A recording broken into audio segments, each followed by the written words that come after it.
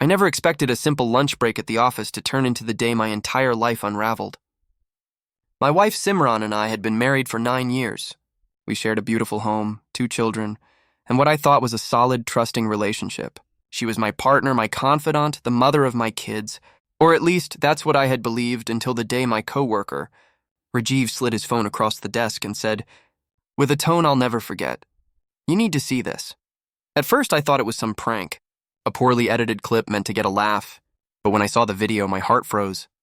There she was, Simran, not at some hotel, not in some distant location, but at the office cafeteria, on a lunch break, leaning over a man I barely recognized, kissing him openly while documents and laptops sat on the table around them. The audacity of it, the casualness of it made my stomach turn.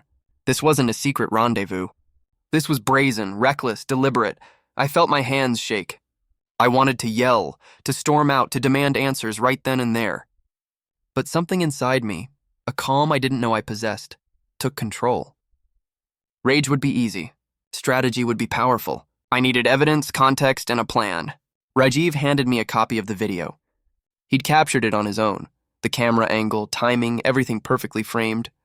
I realized immediately that this was more than proof. It was my weapon. Over the next few days, I pieced together the timeline. Simran had been seeing this man for months. Office lunches, late nights, working on projects, sudden enthusiasm for team outings. Each interaction I had previously dismissed now fell into a pattern of betrayal. I began documenting everything meticulously.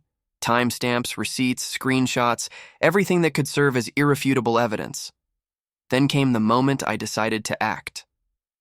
I didn't want a scene at the office. I didn't want gossip to cloud the truth. I needed precision, finality, and undeniable authority. I consulted a lawyer, quietly prepared divorce papers, and ensured custody arrangements were in order for the children. I wasn't seeking vengeance through spectacle. I was building a fortress of facts around the life she had jeopardized. The confrontation was inevitable. I waited for the evening she returned home, unsuspecting, exhausted from her day. I had the video queued on my laptop and the binder of evidence on the dining table. She walked in, smiled, and reached for my hand. I pulled her toward the table instead. "Do you want to explain this?" I asked calmly. I didn't raise my voice. I didn't accuse. I simply pointed to the screen where the video of her kissing her coworker played in a loop. Her face went pale. She stammered, tried to deny it, to explain it away as some kind of misunderstanding, but the evidence was undeniable. The receipts, the messages, the recordings, everything lined up. There was no room for excuses. I slid the divorce papers across the table. Her hands trembled as she reached for them.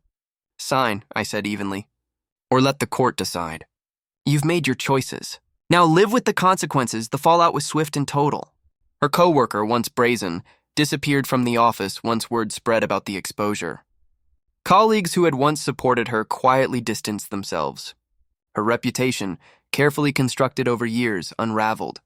And I focused on my children, on my life, and on reclaiming stability from the wreckage she had created. My revenge wasn't loud. It wasn't messy. It was precise, calculated, and absolute. By gathering evidence, documenting betrayal, and acting with patience and strategy, I ensured that the consequences of her actions were inescapable. She had attempted to undermine the foundation of our life for a momentary thrill, but she underestimated my resolve, my calm, and my ability to execute justice with precision. Years later, I reflect on that day not with joy or malice, but with clarity. The betrayal, once shocking and devastating, became the catalyst for reclaiming my life. I showed her that infidelity, no matter how bold, always carries consequences when met with foresight and strategy. The lesson was brutal, unforgettable, and permanent. Deceit can destroy trust, but strategy restores power.